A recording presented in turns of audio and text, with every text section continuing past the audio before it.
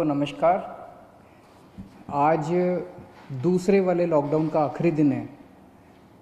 केंद्र सरकार ने ऐलान किया है कि 2 हफ्ते के लिए लॉकडाउन को और बढ़ाया जा रहा है, लेकिन कुछ छूट दी जा रही हैं। उनमें से क्या छूट रखनी है, क्या छूट नहीं रखनी है, इसके ऊपर दिल्ली सरकार में हम लोगों ने पिछले 2 दिन में काफ़ी गहन सोच विचार किया और हमने निर्णय लिया है कि केंद्र सरकार ने जो भी छूट, पूरे दिल्ली को केंद्र सरकार ने रेड जोन डिक्लेयर किया है। रेड जोन में केंद्र सरकार ने जितनी छूट अलाउ की है वो सभी छूट हम लोग दिल्ली के अंदर अलाउ करने जा रहे हैं।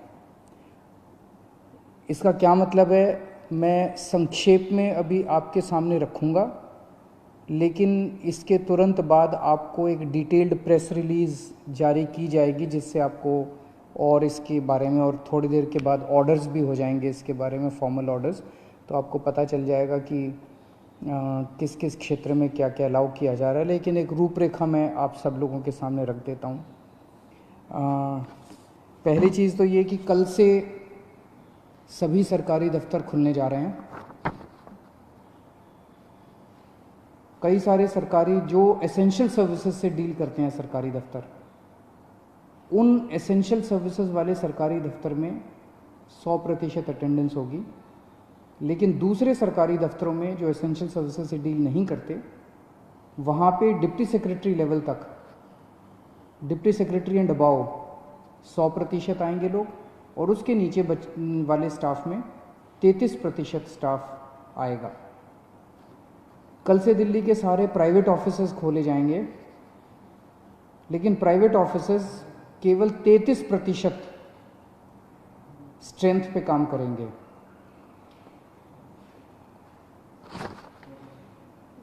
लेकिन जो जो चीज़ें इस वक्त अलाउ नहीं की जा रही, air travel, rail travel, metro बंद रहेंगी, और अंतर्राज्यीय बसें बंद रहेंगी। अंतर्राज्यीय बसें भी और विद इन दिल्ली भी, दिल्ली के अंदर भी बसें नहीं चलेंगी और एक स्टेट से दूसरे स्टेट की बसें भी नहीं चलेंगी। इस दौरान अगले 2 हफ्ते स्कूल बंद रहेंगे, कॉलेज बंद रहेंगे, जितनी भी शैक्षणिक शिक्षा से संबंधित संस्थाएं हैं वो सभी बंद रहेंगी। कोचिंग इंस्टीट्यूट्स बंद रहेंगे, सभी तरह के ट्रेनिंग इंस्टीट्यूट्स बंद रहेंगे। जो हॉस्पिटैलिटी सर्विसेज वाले हैं, सभी होटल रेस्टोरेंट बंद रहेंगे। और जो ऐसे स्थान हैं जहाँ पे ज़्यादा पब्लिक गैदरिंग होती है, जैसे cinema hall, mall, gymnasium, sports complex, ये सभी बंद रहेंगे। सोशल, पॉलिटिकल, कल्चरल या किसी भी तरह की अन्य गैदरिंग वो बंद है, वो अलाउ नहीं की जाएंगी। जो धार्मिक संस्थान हैं वो सभी बंद रहेंगे। Cycle rickshaw, auto rickshaw, taxi, cab aggregators, ये सब बंद रहेंगे। नाई की दुकान, barber shop, spas and salons, ये भी बंद रहेंगे। शाम को 7 बजे से सुबह 7 बजे तक लोगों का बाहर निकलना बंद रहेगा, अनलेस आपको कोई एसेंशियल सर्विसेज के लिए बाहर निकलना हो, कोई ज़रूरी मेडिकल सर्विस है, इस तरह से कोई चीज़ के लिए जो निकलना हो तो अलग बात है, कोई बीमार हो जाए। अदरवाइज शाम को 7 बजे से सुबह 7 बजे तक निकलना बंद रहेगा। 65 साल से ऊपर की उम्र के जो लोग हैं, या जिन लोगों को कोमोर्बिडिटी है, कोई और बीमारी है, जैसे हार्ट की बीमारी है, डायबिटीज़ है, कैंसर है, सांस की बीमारी है, ऐसे लोगों को, जो गर्भवती महिलाएं हैं उनको, और जो बच्चे 10 साल से कम उम्र के हैं, इन लोगों को घर में रहना चाहिए। इन्हें घर में रहना होगा, क्योंकि इनको कोरोना ज़्यादा होता है, और अगर कोरोना हो जाए तो जानलेवा इनके लिए साबित हो सकता है। तो 4 किस्म के लोग हैं जिन्हें घर में रहना होगा। अनलेस कोई मेडिकल इमरजेंसी ना आ जाए। उसके अलावा उन्हें घर में रहना है।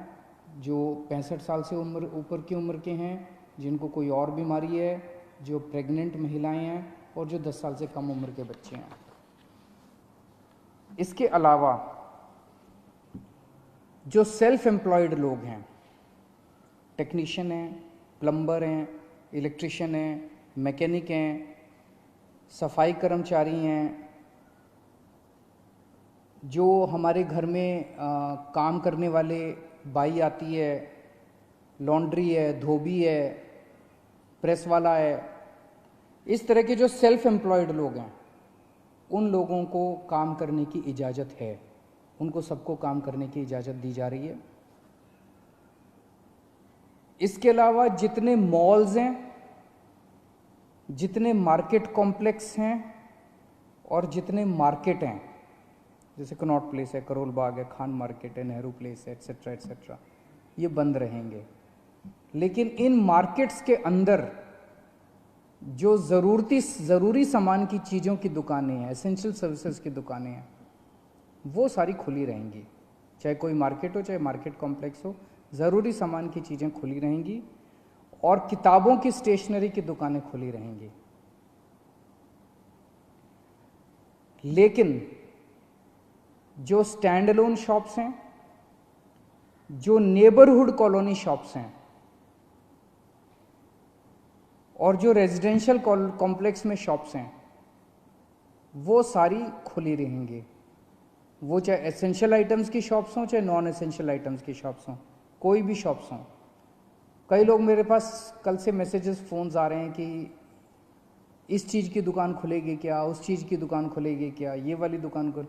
तो मार्केट, मॉल और मार्केट कॉम्प्लेक्स बंद रहेंगे। Stand alone shops, neighbourhood colony shops और रेजिडेंशियल कॉम्प्लेक्सेस में जो दुकानें हैं, उनमें चाहे कोई भी सामान हो, किसी भी तरह का सामान हो, वो सारी दुकानें खुली रहेंगी। इसके अलावा प्रिंट एंड इलेक्ट्रॉनिक मीडिया खुला रहेगा।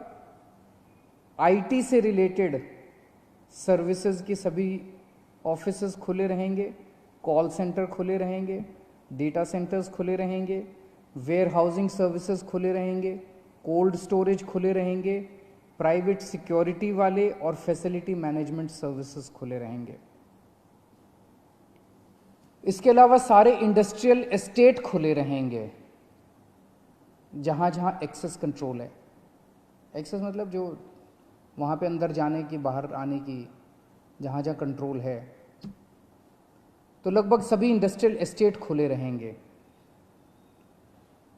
इसके अलावा जो एसेंशियल सर्विस, एसेंशियल गुड्स बनाने वाली मैन्युफैक्चरिंग यूनिट्स हैं, वो चाहे इंडस्ट्रियल एस्टेट में हो, चाहे इंडस्ट्रियल एस्टेट के बाहर हों, दवाई बनाने वाली, फार्मा की कंपनियां, मेडिकल डिवाइसेस बनाने वाली, उनके रॉ मटेरियल बनाने वाली, इंटरमीडिएरी बनाने वाली, या उसकी सप्लाई चेन से संबंधित कोई भी चीज़ें जो हैं, वो सारी मैन्युफैक्चरिंग यूनिट्स खुली रहेंगी। आईटी हार्डवेयर से संबंधित मैन्युफैक्चरिंग यूनिट्स खुली रहेंगी। पैकेजिंग मटेरियल के मैन्युफैक्चरिंग की यूनिट्स खुली रहेंगी। इसके अलावा ई कॉमर्स एक्टिविटीज़ केवल एसेंशियल गुड्स में परमिटेड है, नॉन एसेंशियल में ई कॉमर्स एक्टिविटीज़ परमिटेड नहीं है। लोगों के आने जाने का कैसे है? तो अगर आप 4 पहिया व्हीकल में हैं तो ड्राइवर के अलावा 2 लोग और गाड़ी में अलाउड हैं, लेकिन आपको केवल परमिटेड एक्टिविटीज़ के लिए सड़क पे आना अलाउड है।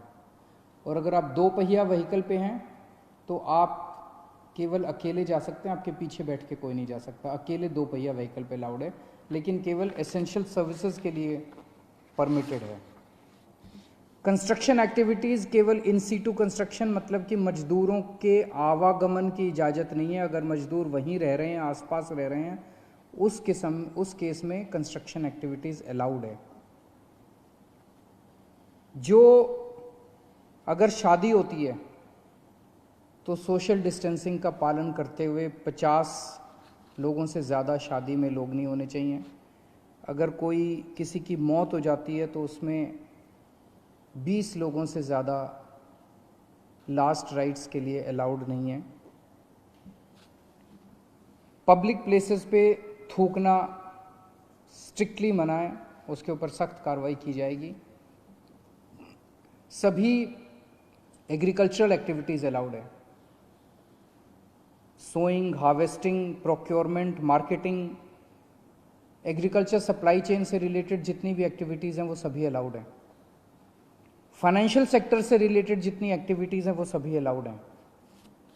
Banks, non banking finance companies, insurance, capital market activities, credit cooperative societies, और जितना गुड्स कैरियर से संबंधित, सामान से संबंधित, यात्रियों का बसें वगैरह अलाउड नहीं है, ऑटो वगैरह अलाउड नहीं है, लेकिन अगर सामान का, गुड्स का ट्रैफिक जो है वो सारा परमिटेड है। इसकी डिटेल्ड प्रेस रिलीज अभी जारी कर दी जाएगी और डिटेल्ड ऑर्डर जारी कर दिया जाएगा, जिससे आपको और सारी जानकारी मिल जाएगी। मैंने मोटी मोटी रूपरेखा आप लोगों के समक्ष रखी है, लेकिन मेरा अपना ये मानना है कि लॉकडाउन लागू करना बहुत ज़रूरी था। केंद्र सरकार ने जो 24 मार्च को लॉकडाउन किया वो बहुत ज़रूरी था। उस वक्त अगर हम लॉकडाउन न करते तो देश के अंदर भयावह स्थिति हो सकती थी, क्योंकि उस टाइम देश कोरोना से डील करने के लिए तैयार नहीं था। उस वक्त हमारे पास पीपी किट्स नहीं थे, टेस्टिंग किट्स नहीं थे, कुछ भी नहीं थे, अस्पताल तैयार नहीं थे, लोग तैयार नहीं थे, सोशल डिस्टेंसिंग का आइडिया नहीं था लोगों को।